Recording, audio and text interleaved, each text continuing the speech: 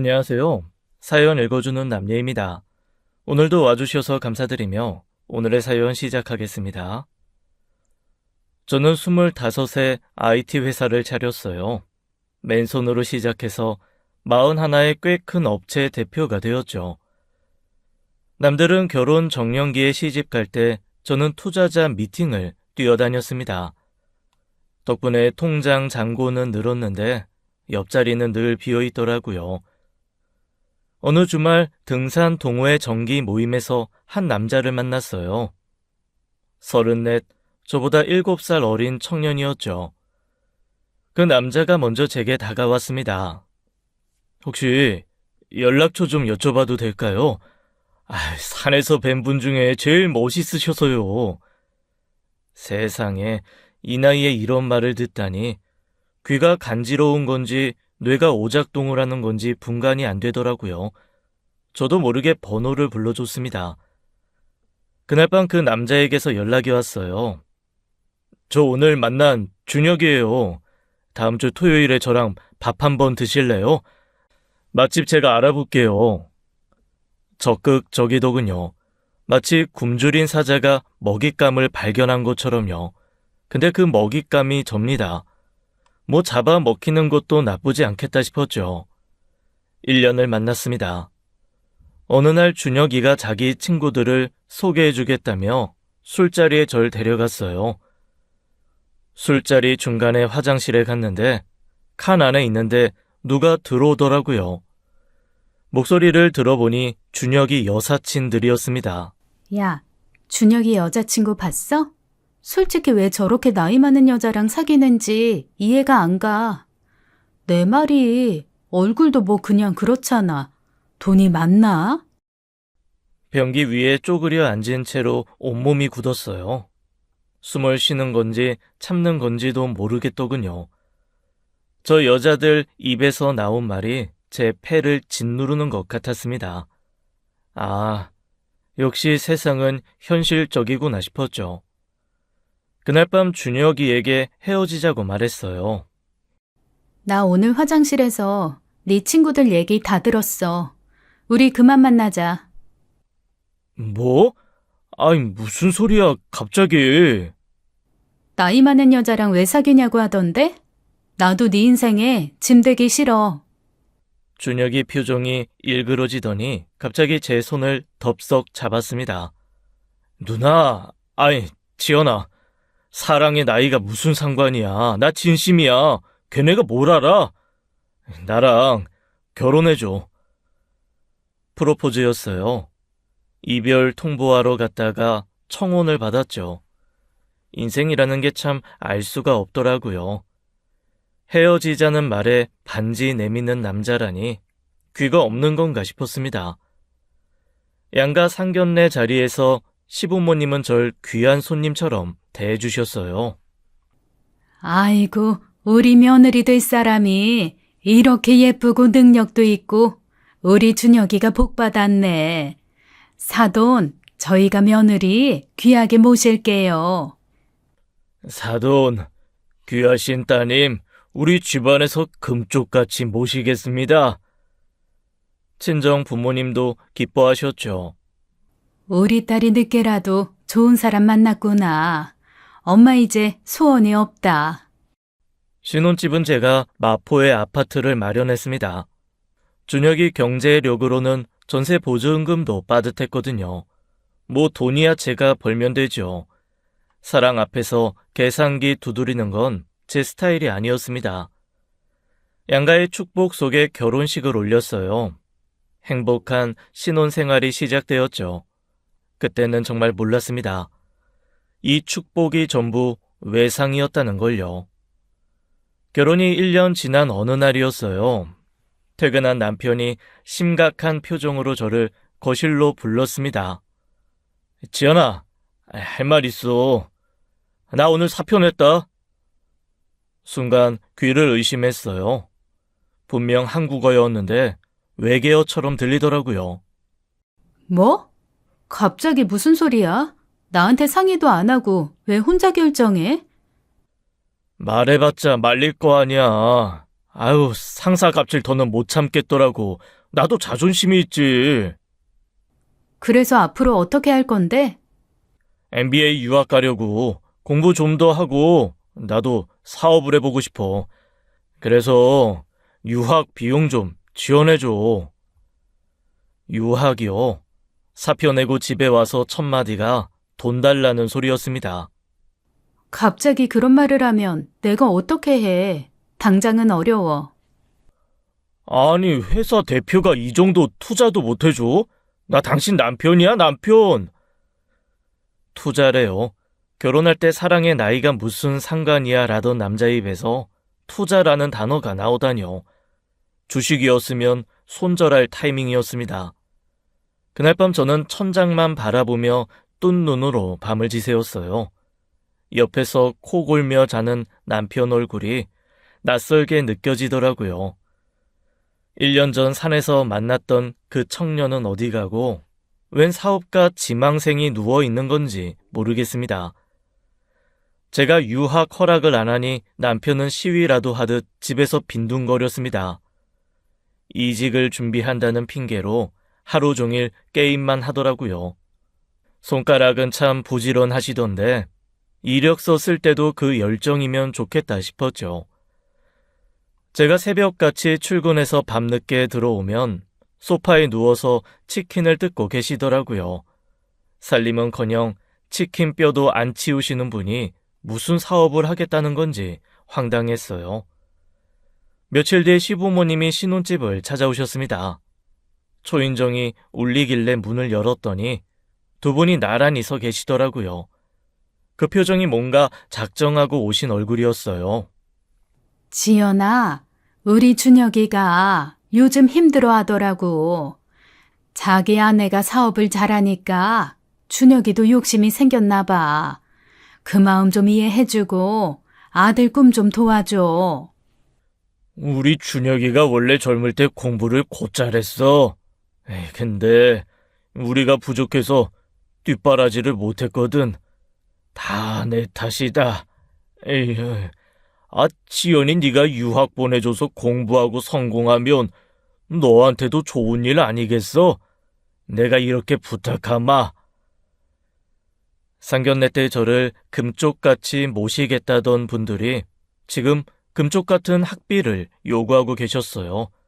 제가 참 할 말이 없더라고요. 거실 시계 초침 소리가 유난히 크게 들렸습니다. 생각 좀 해볼게요. 그 말밖에 나오지 않았어요. 현관문이 닫히고 나서야 숨을 제대로 쉴 수 있었습니다. 고민 끝에 친정 부모님을 찾아갔어요. 남편 유학권을 어떻게 해야 할지 도저히 혼자서는 결론이 안 나더라고요. 아빠, 준혁이가 유학 가고 싶다는데 어떻게 해야 할까요? 시부모님까지 오셔서 부탁하시고.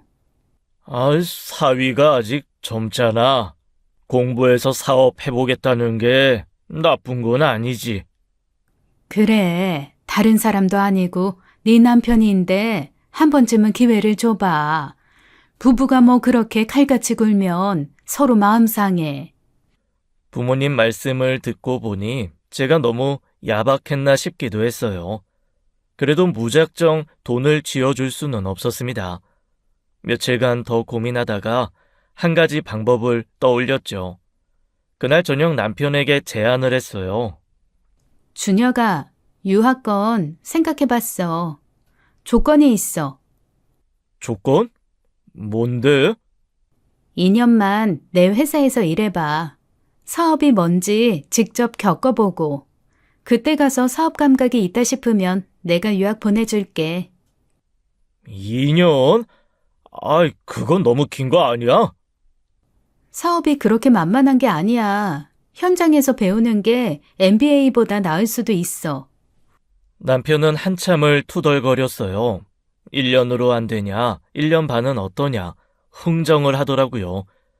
유학은 가고 싶고 2년은 길고 그 심정은 이해가 갔습니다. 하지만 저도 양보할 생각이 없었어요. 결국 남편이 두 손을 들었죠. 알았어. 2년 해볼게. 다음 주부터 남편은 제 회사에 출근을 했습니다. 말단 업무부터 시작했어요. 서류 정리, 거래처 연락, 회의 자료 준비. 처음엔 복사기 앞에서 헤매기도 하고 전화 받을 때 회사명도 더듬더듬 말하더라고요. 그런데 유학 욕심이 컸던 남편은 예상외로 성실하게 적응해 나갔습니다. 출근 시간보다 일찍 나오고 퇴근 후에도 업무 공부를 했어요. 집에서 치킨이나 뜯던 사람이 맞나 싶을 정도였죠. 사람이 목표가 생기면 이렇게 달라지는구나 싶었어요. 부부가 매일 함께 출퇴근을 하니 대화도 부쩍 늘었습니다. 차 안에서 회사 얘기도 하고 주말 계획도 세우고 연애 때보다 사이가 더 좋아진 것 같았어요. 퇴근길 노을이 유난히 예뻐 보이던 날도 있었죠. 이런 게 부부의 동반 성장이구나 싶어서 마음이 따뜻했습니다. 시부모님도 아들이 열심히 일한다는 소식에 기뻐하셨죠. 지연아, 우리 준혁이 잘 가르쳐줘서 고마워. 다 네 덕분이야. 그 말을 들으니 뿌듯하더라고요. 유학 보내달라고 조르던 게 엊그제 같은데 사람이 이렇게 변하는구나 싶었습니다. 이렇게만 지내면 진짜 유학을 보내줘도 되겠다 싶었어요. 그때는 정말 그렇게 믿었습니다. 결혼 후 임신 문제가 발목을 잡았어요. 의사 선생님이 나이가 있으니 서두르는 게 좋겠다고 하셨거든요. 40 넘어 결혼한 대가가 이렇게 오는구나 싶었습니다. 자연 임신이 안 되자 인공수정까지 시도했어요. 1번, 2번, 3번, 번번이 실패했죠. 병원비 영수증만 쌓여가더라고요. 시댁에 재수로운 마음이 들었습니다. 아들 귀한 집안에 시집와서 대를 못 이으면 어쩌나 싶었죠. 밤마다 화장실에서 몰래 울었습니다. 남편한테도 차마 말 못할 무게였어요. 어느 날 시어머니가 찾아오셨습니다. 지연아, 요즘 많이 힘들지? 너무 스트레스 받지 마. 자식은 하늘이 내려주는 거야. 없으면 없는 대로 둘이 행복하게 살면 되는 거야. 우리는 신경 쓰지 마. 그 말에 눈물이 왈칵 쏟아졌어요. 시어머니가 제 손을 꼭 잡아주시더라고요. 이런 분이 제 시어머니라니 제가 전생에 나라를 구했나 싶었습니다. 따뜻한 위로가 메마른 마음에 스며들었어요. 그날 밤은 오랜만에 편하게 잠들 수 있었죠. 그런데 인생이라는 게 참 희한하지요. 한쪽이 풀리려 하면 다른 쪽에서 구멍이 나더라고요. 얼마 뒤 회사에 큰 위기가 찾아왔습니다. 대형 프로젝트를 함께 진행하기로 한 대기업에서 갑자기 연락이 왔어요. 죄송합니다. 내부 사정으로 투자를 철회하게 됐습니다. 전화기를 든 손이 부들부들 떨리더라고요. 말로만 듣던 대기업 갑질을 직접 경험해보니 황당하기만 했어요. 그 프로젝트에 회사의 모든 걸 걸었는데 하루아침에 물거품이 된 거예요. 투자를 미끼로 내부 자료와 아이디어만 빼갔죠. 다른 투자처를 찾아 뛰어다녔지만 상황이 여의치 않았습니다. 문을 두드릴수록 거절만 돌아왔어요. 구두굽이 닳도록 발품을 팔았지만 소용없었죠. 대기업에서 이미 자체적으로 프로젝트를 진행한다는 소문이 퍼지니 저희 쪽 투자가 들어올 리가 없었어요. 프로젝트가 무산되면서 회사 자금 사정이 급격히 나빠졌습니다. 직원들 월급날이 다가올수록 위장이 쪼그라드는 기분이었어요. 잠을 자도 잔 것 같지 않고 밥을 먹어도 모래를 씹는 것 같았죠. 결국 결단을 내렸어요. 직원들 퇴직금을 챙겨주고 회사를 정리하기로 했습니다. 25에 시작해서 10수년을 바친 회사였어요. 제 청춘 전부가 담긴 곳이었죠. 마지막 날 텅 빈 사무실에 혼자 서 있었습니다. 책상도 없고 컴퓨터도 없고 메아리만 울리더라고요. 황당해서 메아리 울리는 사무실에서 노래만 불렀어요. 참 구슬펐죠. 창밖으로 노을이 지고 있었어요. 예전엔 야근하며 보던 노을이 그날따라 유난히 붉었습니다. 그동안 모은 재산도 대부분 날아갔어요. 통장 잔고를 보니 웃음이 나오더라고요. 0이 여러 개 있어야 할 자리에 숫자 몇 개만 덩그러니 남아 있었습니다. 하루아침에 백수가 되었어요. IT 회사 대표에서 무직자로. 명함 파쇄기에 제 명함을 넣었는데 손이 멈추지 않았습니다. 윙 소리와 함께 십수년이 종이 조각이 되었죠. 회사가 망하자 남편의 태도가 180도 바뀌었어요. 유학은 2년 일하면 보내준다며. 그 약속 어떻게 된 거야? 회사가 이렇게 됐는데 어떡해. 나도 어쩔 수 없었어. 그러니까 거짓말로 나 부려먹은 거잖아. 헛고생만 시킨 거네. 목청이 터질 듯이 소리를 지르더군요. 저는 할 말을 잃었습니다. 같은 사람이 맞나 싶었어요. 복사기 앞에서 헤매던 그 순둥이는 어디 가고 눈을 부라리는 낯선 남자가 서 있었죠. 회사가 힘들 때 옆에서 같이 고민해 준 적이 한 번이라도 있었나 떠올려 봤어요. 없더라고요. 그저 유학 약속만 앵무새처럼 되뇌던 사람이었습니다.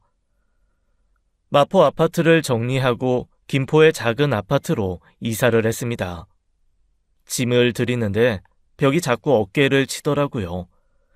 이사 박스를 풀면서 속으로 생각했죠. 그래, 다시 시작하면 되는 거야. 작은 집에서 큰 꿈을 꾸면 안 될 것도 없잖아. 이사 당일 시어머니가 새 집에 찾아오셨습니다. 현관문을 열더니 좁은 집을 휙 둘러보시더라고요. 눈빛이 심상치 않았어요. 그리고 입을 여셨습니다. 이 정도면 우리 아들이 사기 결혼 당한 거네. 귀를 의심했습니다. 며칠 전까지 제 손을 잡고 자식은 하늘이 준다던 분 맞나요? 어머니, 그게 무슨 말씀이세요? 저도 억울해요. 억울하긴 뭐가 억울해. 돈 많다고 해서 결혼시켰더니 이게 뭐야. 사기도 이런 사기가 없지. 옆에 있던 시아버지도 거들었습니다. 돈도 없지, 애도 못 낳지. 네가 대체 할 줄 아는 게 뭐냐? 나이만 처먹어서 뭐 하냐고? 한심해서 원. 전생에 나라를 구했나 싶었는데 알고 보니 전생에 제가 시어머니 나라를 멸망시켰나 봅니다. 따뜻했던 손길이 이렇게 칼날이 될 줄은 몰랐어요. 거실 형광등이 유난히 차갑게 느껴지더라고요. 우리 아들 인생 네가 망쳐놨어. 책임져. 그러게 말이다. 어떻게 책임질 거야? 저 다시 재기할 거예요. 꼭 다시 일어설 거예요. 퍽이나 잘도 재기하겠다. 뭘로? 코웃음이 싸늘하게 방 안을 맴돌았습니다. 두 분이 나가시고 나서야 다리에 힘이 풀렸어요. 현관문 앞에 주저앉아 한참을 멍하니 있었습니다. 창밖으로 해가 지고 있었어요. 그래도 포기할 수는 없었어요. 꼭 재기를 해서 이 굴욕을 갚아주겠다고 이를 악물었죠. 한 달 뒤 어느 아침이었어요. 남편이 갑자기 출근 준비를 하더라고요. 양복까지 빼입고 거울 앞에서 머리를 만지고 있었습니다. 어디가? 선배가 하는 회사 일 좀 도와주기로 했어. 당분간 출퇴근할 거야. 무슨 일인데? 뭘 그렇게 꼬치꼬치 캐물어. 나라도 생활비 벌어야 하는 거 아니야? 당신이 돈 벌어다 주는 것도 아니잖아. 뭐, 다 같이 손가락이나 빨자고? 말끝에 가시가 돋아 있었습니다. 제가 회사 말아먹은 게 그렇게 죄인가 싶더라고요. 선배 회사라, 글쎄요. 뭔가 수상했지만 일단 지켜보기로 했어요. 따져봤자 또 싸움 만날 테니까요. 그런데 이상한 게 있었습니다. 출근한다면서 월급을 가져온 적이 없더라고요. 생활비 번다더니 통장엔 쥐가 쳇바퀴만 돌리고 있었죠. 며칠 뒤 시어머니에게서 전화가 왔습니다. 지연아, 나 좀 보자. 할 말이 있어. 만나자마자 시어머니가 본론을 꺼내셨어요. 우리 준혁이도 살려고 저렇게 발버둥 치는데 너는 뭐 하냐? 맨날 집에서 백수로 놀지 말고 우리 세탁소에 나와서 일해. 생활비라도 벌 수 있잖아. 인생의 아이러니가 이렇게 찾아오는구나 싶었습니다. 그런데 이상하게도 거부감이 들지 않았어요. 오히려 복잡한 머릿속을 비우고 싶었죠. 사업 실패의 기억이 자꾸 머릿속을 맴돌았거든요. 몸이라도 움직이면 생각이 좀 멈출 것 같았습니다. 알겠어요. 나갈게요. 다음 날부터 시어머니 세탁소에 출근을 했습니다. 뜨거운 스팀 다리미질부터 시작했어요. 증기가 얼굴을 후끈 덮칠 때마다 눈앞이 뿌옇게 흐려지더라고요. 드라이 클리닝 기계를 돌리고 세탁물 배달까지 했습니다. 무거운 세탁물 봉지를 들고 아파트 계단을 오르내렸어요. 엘리베이터가 없는 5층 빌라는 저승길 같았죠. 온갖 굳은 일을 도맡았습니다. 키보드 두드리던 손에 물집이 잡혔어요. 하얗던 손이 거칠어지는 게 눈에 보이더라고요. 손톱 밑에 때가 끼고 손등엔 스팀 화상 자국이 생겼습니다. 예전에 네일 아트 봤던 손이 맞나 싶었죠. 하루가 끝나면 온몸이 땀으로 흠뻑 젖었습니다. 등줄기를 타고 흐르는 땀이 허리춤까지 흘러내리더라고요. 퇴근길에 지하철에서 제 냄새가 날까봐 구석에 서 있었어요. 예전엔 향수를 뿌리고 다녔는데 이젠 섬유 유연제 냄새가 제 향수였죠. 그래도 좋은 점이 하나 있었습니다. 잡생각이 안 들더라고요. 너무 피곤해서 생각할 틈이 없었어요. 집에 와서 밤에 침대에 누우면 3초 만에 기절하듯 잠들었죠. 꿈도 안 꿨습니다. 꿈꿀 체력도 없었던 거예요. 그렇게 하루하루를 버텼습니다. 어느덧 세탁소에서 일한 지 2달이 넘었어요. 손에 잡힌 물집이 굳은 살이 되었죠. 그런데 이상한 게 있었습니다. 시어머니가 월급을 줄 생각을 안 하시더라고요. 처음엔 바빠서 잊으셨나 싶었어요. 1달이 지나고 2달이 지나도 월급 얘기가 없었습니다. 제가 먼저 꺼내기가 좀 그랬지만 더는 못 참겠더라고요. 어머니, 저 그동안 일한 거 월급 좀 주실 수 있을까요? 내야 할 공과금도 있고. 시어머니 표정이 순식간에 차갑게 굳었어요. 마치 냉동실 문을 활짝 연 것 같았죠. 뭐? 무슨 소리야? 2달 넘게 일했으니까요. 당연히 월급을 받아야 하지 않을까요? 아니, 가족끼리 무슨 돈 얘기야. 보기 싫게. 월급은 무슨 월급이야. 네? 가족이면 노동력은 공짜인가요? 저 매일 새벽부터 나와서 다리미질하고 배달 다니고 손에 물집 잡히고 화상까지 입었어요. 그게 다 공짜 봉사였어요? 너 지금 나한테 따지는 거야? 시어머니한테? 아니, 준혁이도 네 회사에서 2년 동안 일했잖아. 그건 어떻게 계산할 거야? 준혁이한테는 월급 후하게 다 챙겨줬어요. 다른 직원들보다 더 많이 줬으면 좋지 적게 준 적 없어요. 그리고 그 돈은 준혁이가 힘들게 번 돈이니까 제가 일절 손도 안 댔고요. 그래서 뭐? 그래서 어쩌라고? 네가 회사 말아먹어서 우리 준혁이 유학도 못 가고 인생 꼬인 거잖아. 그거 생각하면 네가 여기서 평생 무급으로 일해도 모자라. 회사가 망한 건 제 잘못이 아니에요. 대기업한테 사기당한 거라고요. 그건 네 사정이고. 어쨌든 네가 우리 아들 인생 망쳐놨잖아. 무급으로 일 좀 한 게 뭐가 대수야. 그래도 밥은 먹여줬잖아. 할 말을 잃었습니다. 이게 사람이 할 소리인가 싶었어요. 2달간 스팀에 찌고 땀에 절여진 제 노동이 그냥 증발해버린 기분이었죠. 가족이라는 이름으로 노동력을 갈취하는 거였습니다. 오늘까지만 일하고 그만둬야겠다고 마음먹었어요. 그즈음 이상한 장면을 목격했습니다. 시아버지가 세탁소 뒤편에서 뭔가를 옮기고 계셨어요. 가까이 가서 보니 드라이 클리닝 폐 용제가 담긴 드럼통이었죠. 그걸 뒷골목 하수구에 그냥 버리고 계시더라고요. 아버님, 그거 그렇게 함부로 버리시면 안 되는 거 아니에요? 폐기물은 정식 업체통해서 처리해야 하는 거 아닌가요? 아이, 뭘 그런 걸 신경을 써? 다들 이렇게 해. 돈 아까워서 어떻게 그런 데 맡기냐? 처리 비용이 얼만데. 그래도 이건 불법 아니에요? 걸리면 큰일 나요. 걸리면? 누가 신고를 해, 이 골목에. 몇 년째 이렇게 해왔다. 아, 너는 네 할 일이나 해. 쓸데없는 신경 끄고. 퉁명스럽게 쫓아내시더라고요. 저건 분명 불법 투기일 텐데요. 진짜 황당했습니다. 이 집안은 알면 알수록 괴담만 나오더군요. 일단 그 장면을 머릿속에 또렷이 새겨두었어요.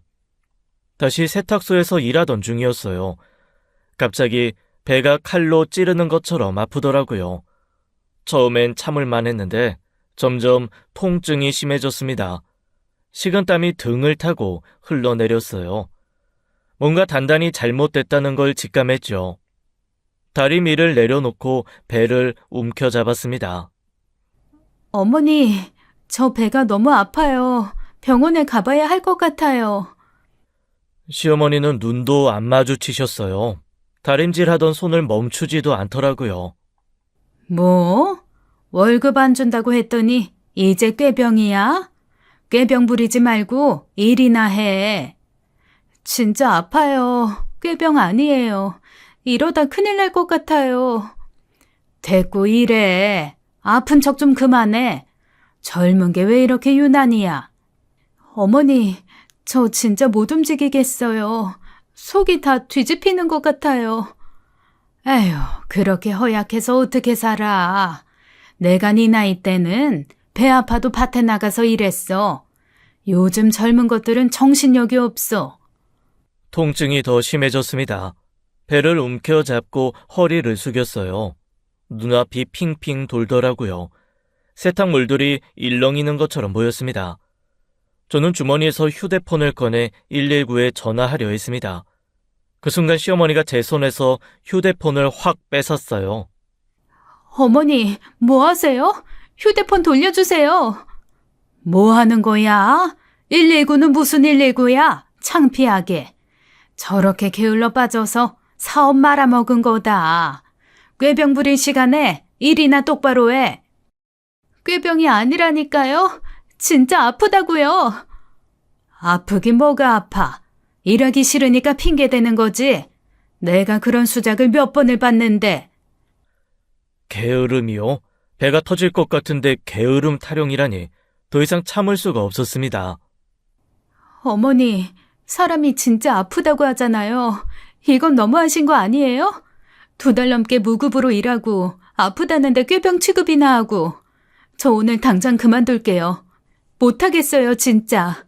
저 퇴사하고 병원 갑니다. 됐죠? 그 말이 끝나기 무섭게 시어머니가 눈을 부라렸어요. 얼굴이 시뻘겋게 달아오르더라고요. 뭐? 그만둬? 이 못된 년이? 은혜도 모르는 게 어디서 큰 소리야? 그 순간 주먹이 날아왔습니다. 하필 제일 아픈 배를 전통으로 내리쳤어요. 세상이 하얗게 변하는 것 같았죠. 입에서 비명이 새어나왔습니다. 고통에 몸을 웅크리자 이번엔 뺨을 후려치셨어요. 귀가 멍멍 울리더라고요. 바닥에 확 가까워졌어요. 무릎이 먼저 땅에 닿았습니다. 시야가 점점 좁아지면서 세탁소 천장이 빙글빙글 돌았죠. 마지막으로 본 건 깜빡이는 형광등 불빛이었어요.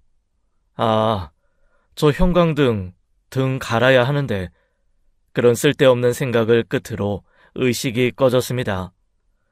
눈을 떠보니 하얀 천장이었어요. 소독약 냄새가 코를 찔렀습니다. 병원이구나 싶었죠. 고개를 돌리니 친정어머니가 제 손을 잡고 계셨어요. 눈가가 퉁퉁 부어 있더라고요.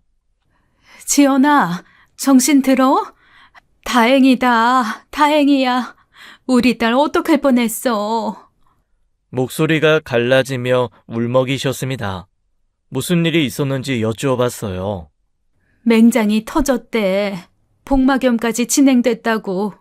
조금만 늦었으면 큰일 날 뻔했어. 3일 동안 의식이 없었어. 3일. 엄마가 얼마나 무서웠는지 알아? 3일이요. 형광등 갈아야 한다고 생각하고 눈 감았는데 3일이 지났다니요. 세탁소에서 쓰러진 게 방금 전 같은데 시간이 그렇게 흘렀더라고요. 네 아버지가 얼마나 화가 났는지 몰라. 네가 의식 없는 동안 그 세탁소에 찾아가셨어. 네 시부모랑 크게 싸우고 다 뒤집어 엎으셨다. 아버지가요? 아버지가 그렇게까지 하셨어요? 그럼 딸이 맞아서 쓰러졌는데 가만히 있겠어? 내가 말렸는데도 안 들으시더라. 경찰 안 왔으면 아마 다 부셨을 거야. 저희 아버지요. 평생 펜대만 잡으셔서 파리 한 마리 못 잡으시는 분이셨어요. 그 양반이 물건을 뒤집어 엎었다니요. 죄송하기도 하고 감사하기도 했습니다. 그때 병실 문이 열리고 담당 의사가 들어왔어요. 흰 가운을 입은 건장한 체격의 남자였죠. 키가 커서 천장이 낮아 보일 정도였습니다. 의식이 돌아오셨군요. 다행입니다. 많이 위험한 상황이었어요. 상태 좀 확인할게요. 이것저것 체크하시더니 조심스럽게 질문을 하셨어요. 환자분, 몸에서 폭행 흔적이 발견됐습니다. 배 쪽에 타박상이 있고 뺨에도 부종이 있었어요. 무슨 일이 있으셨는지 여쭤봐도 될까요? 순간 말문이 막혔어요.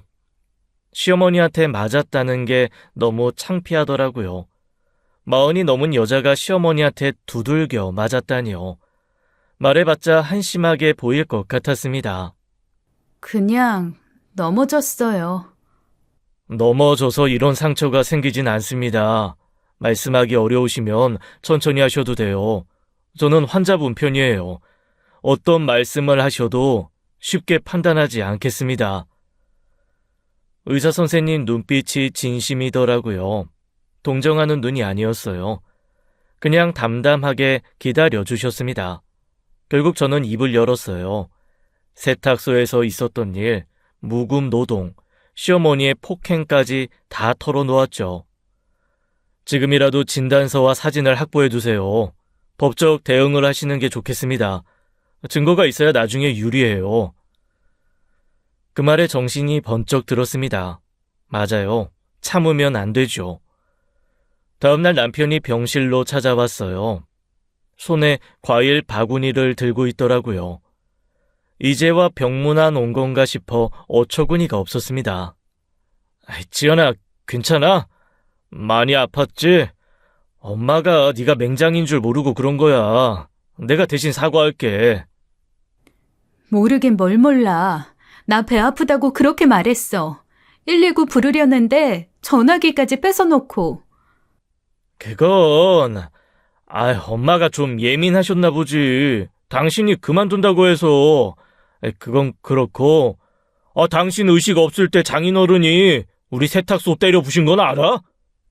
알아. 어머니한테 들었어. 물건 값만 몇백이야. 근데 우리가 넓은 마음으로 용서해줄게. 대신 우리 엄마가 당신 때린 것도 없던 일로 하자. 응? 어때? 서로 덮고 가는 거지. 가족이잖아. 어이가 없어서 웃음이 나왔습니다. 맹장 터져서 죽을 뻔한 게 물건 값이랑 등가 교환이 되나요? 협상도 이런 어처구니 없는 협상은 없을 거예요. 미친놈이. 뭐? 없던 일로? 말이 되냐? 나 네 엄마 폭행죄로 고소할 거야. 살인 미수인가? 남편 표정이 싹 변했어요. 과일 바구니 들고 온 다정한 남편은 사라지고 눈이 매서워지더라고요. 고소? 야, 당신이 먼저 유학 약속 어겨서 이렇게 된 거잖아. 회사 말아먹은 것도 당신이고 그러고도 할 말이 있어? 유학 타령이 또 나왔습니다. 맹장이 터져 복막염에 3일간 의식불명이었던 아내에게 유학 얘기라뇨. 이 새끼 내 속에는 유학밖에 없었나 싶었어요. 그때 병실 문이 벌컥 열렸습니다. 친정 아버지가 서 계시더라고요. 남편의 말을 다 들으신 모양이었어요. 아버지 얼굴이 시뻘겋게 달아올라 있었습니다. 이 자식이 아직도 정신을 못 차렸어? 아버지가 성큼성큼 다가가시더니 남편 멱살을 확 잡으셨어요. 그리고는 뺨을 후려치셨습니다. 찰싹찰싹 병실의 소리가 쩌렁쩌렁 울렸죠. 팔이 한 마리 못 잡으시던 아버지가 맞나 싶었습니다. 아이 장인어른 왜 때려요? 닥쳐! 내 딸 죽게 만들어 놓고 무슨 말이 이렇게 많아? 아버지가 남편을 질질 끌고 병실 밖으로 나가셨어요. 복도에서 남편이 쫓겨나는 소리가 들렸습니다. 간호사들이 웅성거리는 소리도 났죠. 잠시 후 아버지가 손을 털며 돌아오셨습니다. 숨이 좀 차신 것 같았어요. 그래도 표정은 시원해 보이더라고요. 아빠, 엄마, 나 이혼할 거야. 그래, 잘 생각했다. 저런 놈이랑 살면 안 돼. 쓰레기 같은 놈. 우리 딸, 엄마 아빠가 다 도와줄게. 걱정 마. 두 분이 제 손을 꼭 잡아주셨어요. 창밖으로 햇살이 들어오더라고요. 이젠 진짜 끝내야겠다고 마음을 굳혔습니다. 퇴원 후 곧바로 변호사를 찾아갔어요. 친정 아버지 지인분이셨는데 이혼 전문으로 꽤 유명한 분이셨죠. 그동안 있었던 일을 처음부터 끝까지 설명했습니다. 결혼 초부터 유학 타령, 남편이 회사에서 2년간 일한 것, 회사가 망하고 난 뒤 시댁의 돌변, 세탁소 무급 노동, 시어머니 폭행까지요. 변호사 선생님이 메모를 하시다가 펜을 멈추셨어요. 이게 다 사실입니까? 네, 진단서랑 증거도 있어요. 시어머니 폭행 진단서, 2달간 무급 노동 증거, 남편의 정신적 학대 정황, 이 정도면 충분히 승소할 수 있습니다. 위자료도 제대로 받아낼 수 있어요. 걱정 마세요. 변호사 선생님이 자신 있게 말씀하셨어요. 이혼소장 작성을 의뢰하고 사무실을 나왔습니다. 그런데 저는 거기서 멈출 생각이 없었어요. 당한 만큼만 돌려주면 그건 본전이잖아요. 이자까지 받아야 장사가 되는 거죠. 흥신소를 고용했습니다. 시댁 전체를 뒷조사해달라고 의뢰했어요. 시아버지가 뭔가 불법적인 일을 하는 것 같아요. 세탁소 뒤편에서 수상한 행동을 봤거든요. 폐용제를 몰래 버리던데 그것도 조사해 주세요. 그리고 남편이 다닌다는 선배 회사도 집중적으로 조사해 주세요. 출근한다면서 월급을 한 번도 안 가져왔어요. 알겠습니다. 2주 정도 시간 주시면 중간 보고 드리겠습니다. 2주가 지났어요. 흥신소에서 중간 조사 결과가 도착했습니다. 서류 봉투를 여는데 손이 떨리더라고요. 무슨 내용일지 긴장이 됐죠. 첫 장을 펼쳤습니다. 남편이 출근한다던 선배 회사는 선배 회사가 아니었어요. 윤세라라는 여자가 운영하는 쇼핑몰 사무실이었죠. 남편은 거기서 그 여자 사진을 찍어주고 있었습니다. 쇼핑몰 모델 사진이요. 선배 회사 일을 도와준다더니 내연녀 사진사 노릇을 하고 있었던 거예요. 월급을 안 가져온 이유가 있었습니다. 월급이 아니라 데이트 비용으로 다 쓴 거였죠. 다음 장을 넘겼습니다. 모텔 출입 사진이 나왔어요. 남편과 그 여자가 손잡고 들어가는 모습, 나오는 모습, 시간까지 찍혀 있었죠. 영상 파일도 있었습니다. 한두 번이 아니더라고요. 날짜를 보니 제가 세탁소에서 일하던 기간과 딱 겹쳤습니다. 손이 부들부들 떨렸어요. 서류를 쥔 손에 힘이 들어가서 종이가 구겨지더라고요. 생활비 번다며 당당하게 출근하던 그 얼굴이 떠올랐습니다. 제가 세탁소에서 스팀에 찌고 땀에 절여질 때 그 인간은 바람을 피우고 있었던 거예요. 분노가 발끝에서부터 치밀어 올랐습니다. 온몸이 부르르 떨렸죠. 이혼만으로는 안 되겠더라고요. 저 인간들을 완전히 박살내야겠다고 결심했습니다. 퇴원 후에도 정기적으로 병원을 다녔어요. 복막염까지 갔던 거라 회복에 시간이 좀 걸렸죠.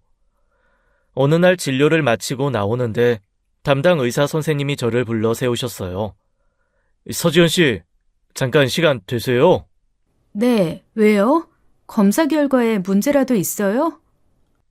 아니요, 그게 아니라 혹시 저 아직도 못 알아보시겠어요? 갸우뚱했습니다. 알아보다니 무슨 말이지? 의사 선생님이 웃으시더라고요. 초등학교 6학년 때 같은 반이었잖아요. 강민호요. 기억 안 나세요? 순간 머릿속에서 뭔가가 스쳤어요. 강민호. 그 이름을 듣자마자 기억이 떠올랐습니다. 의사 선생님 얼굴을 다시 자세히 봤어요.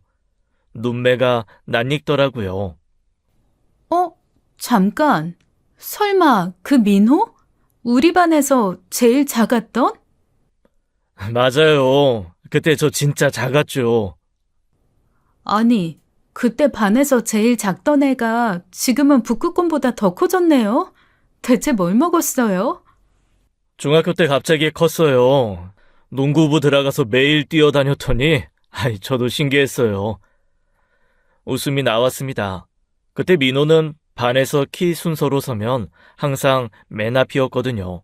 그 애가 지금은 천장이 낮아 보일 정도로 커지다니 세상 참 알 수 없더라고요. 사실 지연 씨가 제 첫사랑이었어요. 6학년 때 짝꿍이었잖아요. 그때 지연 씨가 저한테 항상 잘해줬거든요. 키 작다고 애들이 놀려도 지연 씨는 한 번도 그런 적 없고 오히려 막아줬잖아요. 그때 제가 엄청 고마웠는데 졸업하고 저희 가족이 이사가서 연락이 끊겼는데 이렇게 다시 만나게 될 줄은 몰랐어요. 첫사랑이라는 말에 얼굴이 화끈거렸습니다. 30년 만에 듣는 고백이라뇨. 그때 저는 그냥 짝꿍이니까 잘해준 건데 민호한테는 특별했던 거였나 봅니다. 근데 결혼 생활은 어떠세요? 시어머니가 지연 씨를 때렸다고. 지금 이혼 소송 중이에요. 아, 그러시구나. 사실 저도 몇 년 전에 이혼했어요. 아내가 바람을 피웠더라고요. 어머, 선생님도요? 네, 5년 전이에요. 처음엔 많이 힘들었는데 지금은 괜찮아요. 근데 지연 씨 사정 들었을 때 남일 같지 않았어요. 이혼 소송 잘 되길 진심으로 응원할게요. 힘내세요. 고마워요, 민호 씨. 아, 이제 민호라고 불러도 되죠? 그럼요. 진료실에서만 선생님이에요. 같은 아픔을 겪은 사람의 응원이라 그런지 마음이 따뜻해지더라고요. 오랜만에 진심으로 웃었습니다. 병원을 나섰는데 발걸음이 가벼웠어요. 며칠 뒤 친정 아버지께 말씀드렸어요. 다시 사업을 시작하고 싶다고. 아버지가 작은 규모로 시작할 수 있게 도와주셨습니다. 예전처럼 큰 회사는 아니지만 다시 일어설 수 있다는 게 중요했죠. 제게 첫 발을 내딛었습니다. 흥신소에서 최종 조사 결과가 도착했어요. 남편 외도 증거를 받고 2주가 더 지난 뒤였죠. 봉투를 열어보니 시아버지 관련 자료가 들어있었습니다. 새벽에 드럼통을 골목에 버리는 사진이 선명하게 찍혀 있더라고요. 제가 직접 목격했던 그 장면이었어요. 날짜와 시간까지 기록되어 있었죠. 여러 번에 걸쳐 버린 것도 확인됐습니다. 상습 범이었던 거예요. 이제 퍼즐 조각이 다 모였습니다. 남편의 외도 증거, 시어머니의 폭행 진단서, 시아버지의 불법 투기 증거, 복수의 재료가 풍성해졌어요. 요리를 시작할 때가 된 거죠. 부동산 정보를 뒤지다가 눈이 번쩍 뜨였습니다. 시댁 세탁소가 입주한 건물이 매물로 나와 있더라고요. 건물주가 고령이라 매각을 원한다는 정보였어요. 심장이 쿵쾅거렸습니다. 이건 하늘이 주신 기회다 싶었죠. 친정 아버지를 찾아갔어요. 아빠, 부탁이 있어요. 돈 좀 빌려주세요. 얼마나 필요한데? 건물 살 돈이요. 시댁 세탁소 있는 건물이 매물로 나왔어요. 그 건물을 왜 사려고? 복수요. 아버지가 잠시 저를 바라보시더니 고개를 끄덕이셨어요. 알았다. 얼마든지 빌려줄게. 이자도 없다. 대신 확실하게 해라. 아버지도 시댁에 맺힌 게 많으셨죠. 세탁소 찾아가셔서 때려 부수다가 경찰서까지 가셨으니까요. 자금을 확보하고 바로 건물주를 찾아갔습니다. 요즘 젊은 사람이 건물에 관심이 있으시다니 반갑네요. 제가 나이가 많아서 관리가 힘들어요. 빨리 넘기고 싶었는데 잘 됐어요. 네, 제가 잘 관리할게요. 걱정 마세요. 매매 계약은 생각보다 수월하게 진행됐어요. 건물주 할아버지가 빨리 정리하고 싶어 하셨거든요. 계약서에 도장을 찍는 순간 손이 떨렸습니다. 흥분 때문이었죠. 등기 이전이 완료됐어요. 저는 그 건물의 새 주인이 되었습니다. 세탁소에서 스팀에 찌고 땀에 절여지던 며느리가 이제 건물주가 된 거예요. 인생 참 알 수 없었죠. 변호사와 상의해서 임대차 갱신 거절 통지서를 작성했어요. 건물 노후로 인한 대규모 수리가 필요하다는 정당한 사유를 명시했죠. 법적으로 하자 없이 깔끔하게 준비했습니다. 이 정도면 법적으로 문제 없습니다. 정당한 사유가 충분해요. 감사합니다. 확실하게 해주세요. 내용 증명을 시댁 세탁소 앞으로 직접 발송했어요. 우체국 창고에서 접수증을 받아드는데 손끝이 짜릿했습니다. 밖으로 나오니 하늘이 유난히 맑더라고요. 입꼬리가 저절로 올라갔어요. 이제 시작이었습니다. 다음날 시어머니에게서 전화가 왔어요. 내용 증명을 받으신 모양이었죠. 전화기 너머로 고함 소리가 들렸습니다. 여보세요? 거기 건물주예요? 이게 뭐야? 갱신 거절이 웬 말이야? 우리가 여기서 10년 넘게 장사했어. 상가 건물 임대차 보호법 몰라? 정당한 사유 없이 쫓아낼 수 없다고. 아직도 건물주가 저인 줄 모르시더라고요. 전화도 하나 새로 맞춰 아마 몰랐을 거예요. 저는 가만히 듣고만 있었어요. 법대로 하자고요, 법대로. 변호사 선임할 거야. 두고 봐요. 일방적으로 전화를 끊어버리셨습니다. 뚜뚜뚜 소리가 나더라고요. 저는 웃음이 나왔어요. 법대로 하자고요? 좋지요. 저도 그러려던 참이었거든요. 변호사에게 연락했습니다. 상대가 법적으로 다투겠다고 하면 시간이 좀 걸릴 수 있어요. 각오하셔야 합니다. 저는 차분하게 미소를 지었어요. 괜찮아요. 다른 카드가 있거든요. 서랍에서 흥신소 자료를 꺼냈습니다. 시아버지가 새벽에 드럼통을 버리던 사진이었죠. 그때 저한테 신경 끄라고 하셨었는데 기억해두길 잘했네요. 쓸모가 있을 것 같다던 그 장면이 드디어 빛을 발할 때가 온 거예요. 환경부와 구청 위생과에 신고서를 접수했습니다. 폐기물 관리법 위반으로요. 드라이클리닝 용제인 퍼클로로 에틸렌 무단 투기, 공중위생관리법 위반으로 유기용제 관리 부실도 함께 신고했죠. 신고서를 작성하는 내내 손이 경쾌하게 움직였습니다. 이렇게 뿌듯한 민원 접수는 처음이었어요. 며칠 뒤 환경부 단속반이 세탁소에 불시 점검을 나갔어요. 저는 멀리서 지켜봤습니다. 단속반 차량이 세탁소 앞에 서더니 직원들이 우르르 들어가더라고요. 시어머니가 당황해서 뛰쳐나오는 모습이 보였어요. 손을 휘휘 저으시며 뭐라고 해명하시는 것 같았죠. 시아버지도 뒤따라 나오시더니 머리를 긁적이시더라고요. 그 광경을 보는데 커피가 꿀맛이었습니다. 날씨도 좋고 복수도 좋고 완벽한 오후였죠. 점검 결과는 참담했죠. 폐기물 처리 대상 허위 기재, 용재 보관 기준 위반.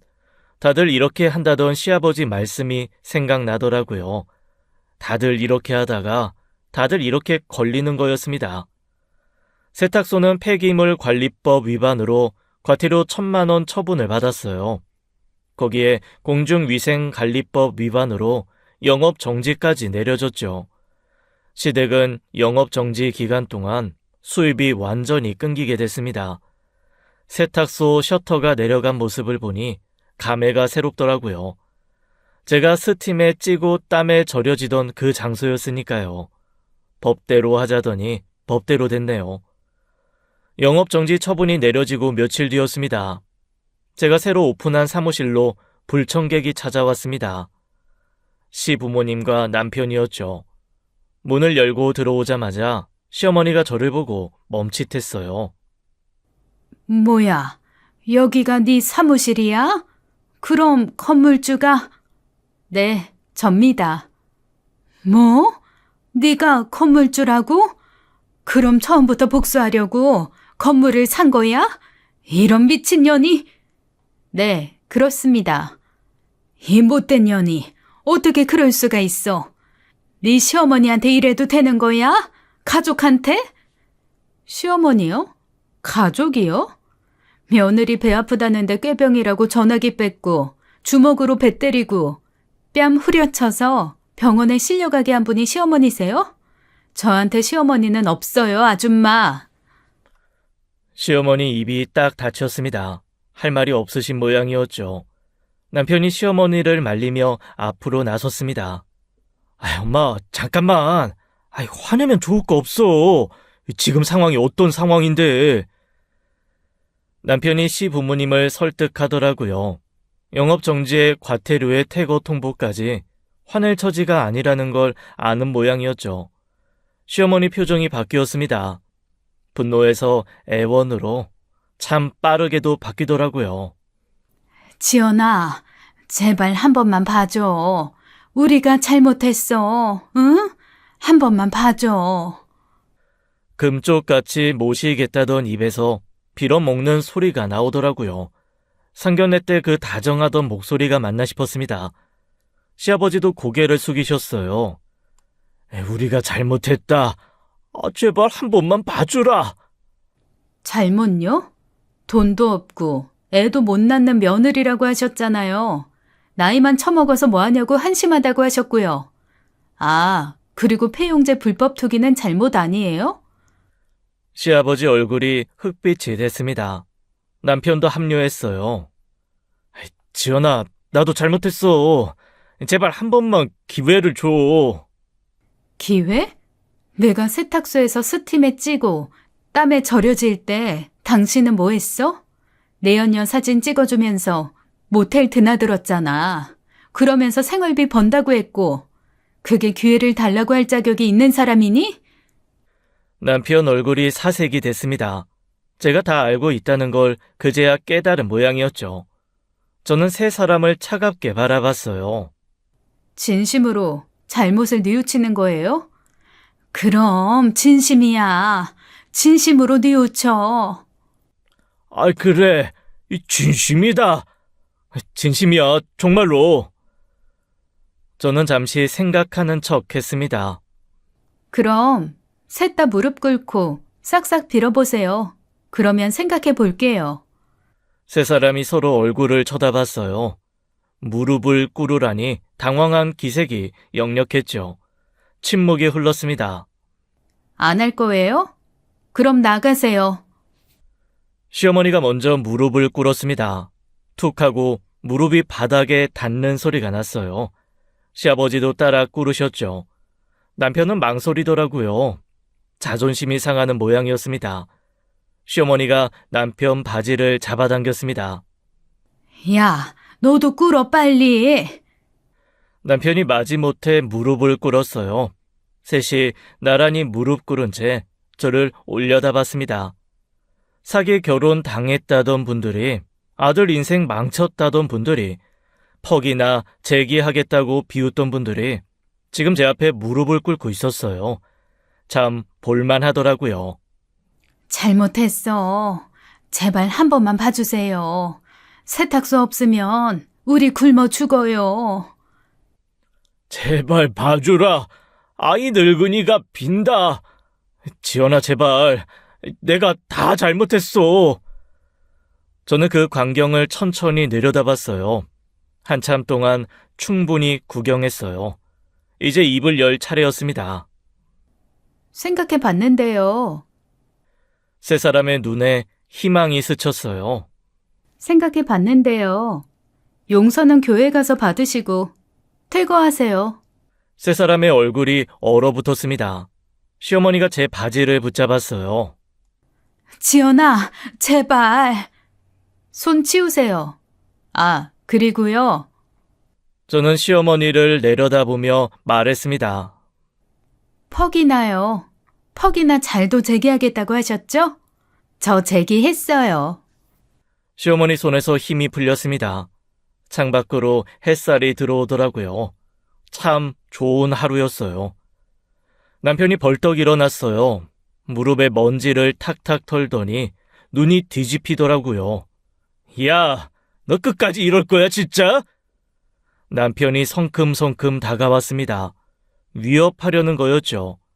시아버지도 일어나서 주먹을 불끈 쥐며 저를 노려봤어요. 이 인연이 진짜... 분위기가 험악해졌습니다. 저는 한 발짝도 물러서지 않았어요. 그때 사무실 문이 열렸습니다. 지현 씨, 저녁 약속 시간 다 됐는데... 민호였어요. 저녁 약속에 있어서 저를 데리러 온 거였죠. 민호가 상황을 파악하더니 제 앞으로 성큼 다가왔습니다. 제 앞에 딱 서서 막아줬어요. 초등학교 때 반에서 제일 작던 애가 지금은 북극곰보다 커졌다고 했잖아요. 그 북극곰이 저를 등 뒤에 숨기듯 서 있었습니다. 뭐 하시는 겁니까? 위협하지 마세요. 낮은 목소리였어요. 경고하는 투였죠. 남편이 비웃었습니다. 뭐야, 이 양반은? 아, 내가 버린 늙은 여자 주워서 줬냐? 중고 신세가 된 마누라 데리고 뭐 어쩌겠다는 거야? 순간 민호의 주먹이 날아갔어요. 퍽, 남편이 뒤로 나가 떨어졌습니다. 코에서 피가 터지더라고요. 의사 주먹은 역시 다르구나 싶었어요. 환자 살리는 손으로 사람 한 방에 눕히는 것도 가능하더라고요. 아, 준혁아! 시어머니가 비명을 지르며 민호에게 달려들었어요. 저는 반사적으로 앞을 막아섰습니다. 어디 감히? 시어머니가 제 머리채를 확 잡았어요. 머리가 뜯기는 줄 알았죠. 저도 가만히 있지 않았습니다. 시어머니 머리채를 잡고 힘껏 당겼어요. 그리고 바닥에 패대기 쳤죠. 시어머니가 엉덩방아를 찌으며 비명을 질렀습니다. 그때 시아버지가 달려들었어요. 이것들이... 난투극이 벌어졌습니다. 하지만 오래가지 않았어요. 북극곰 민호가 시아버지 멱살을 잡고 벽에 밀어붙였거든요. 한 손으로요. 남편이 비틀거리며 일어나려 하자 민호가 다시 한번 주먹을 날렸습니다. 남편이 또 나가 떨어졌죠. 시어머니가 일어나려 하자 제가 어깨를 눌러 못 일어나게 했어요. 순식간이었습니다. 셋이 모두 바닥에 나뒹굴었어요. 민호는 숨도 안 차더라고요. 초등학교 때 제가 잘해줬던 거 본전 뽑고도 남았습니다. 나가세요.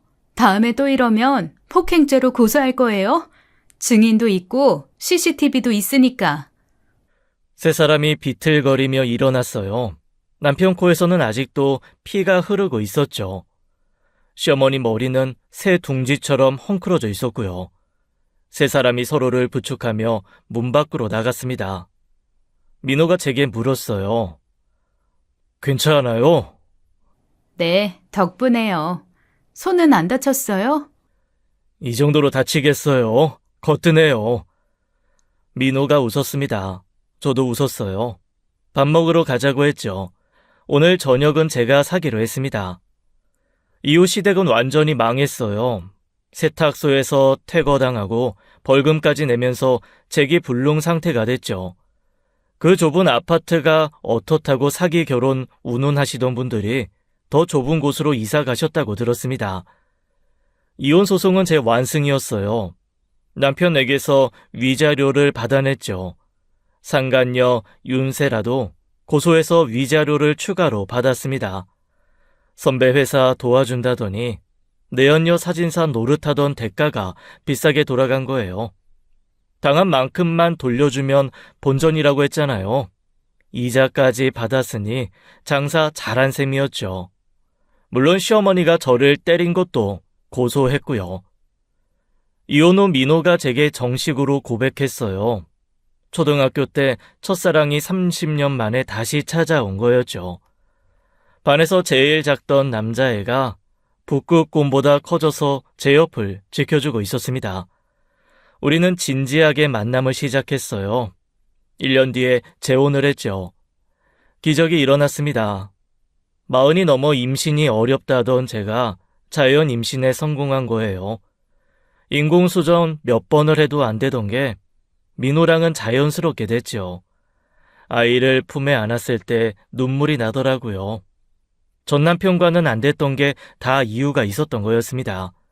하늘이 더 좋은 인연을 위해 아껴두셨던 거였죠. 전 시댁 식구들 소식은 가끔 들려요. 세탁소를 잃고 전 남편은 여전히 백수라고 합니다.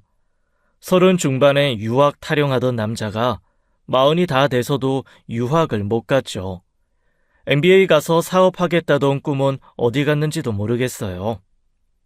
시아버지가 다른 세탁소에서 직원으로 일하며 가족을 먹여 살리고 있다고 들었습니다. 폐용제 버리던 그 손으로 이제 남의 세탁소에서 일하시는 거죠. 다들 이렇게 하다가 다들 이렇게 되는 거였습니다. 돌이켜보면 참 아찔한 시간들이었어요. 하지만 후회는 없습니다. 그 시간이 있었기에 진짜 사랑을 알아볼 수 있었으니까요. 진짜 나를 사랑하는 사람을 만나면 하늘도 돕는다는 말이 있죠. 저는 그 말을 믿어요. 아니, 이제는 알아요. 지금까지 사연 읽어주는 남녀였습니다. 끝까지 함께 해주신 여러분 감사드리며 저희는 다음 사연으로 돌아올게요. 감사합니다.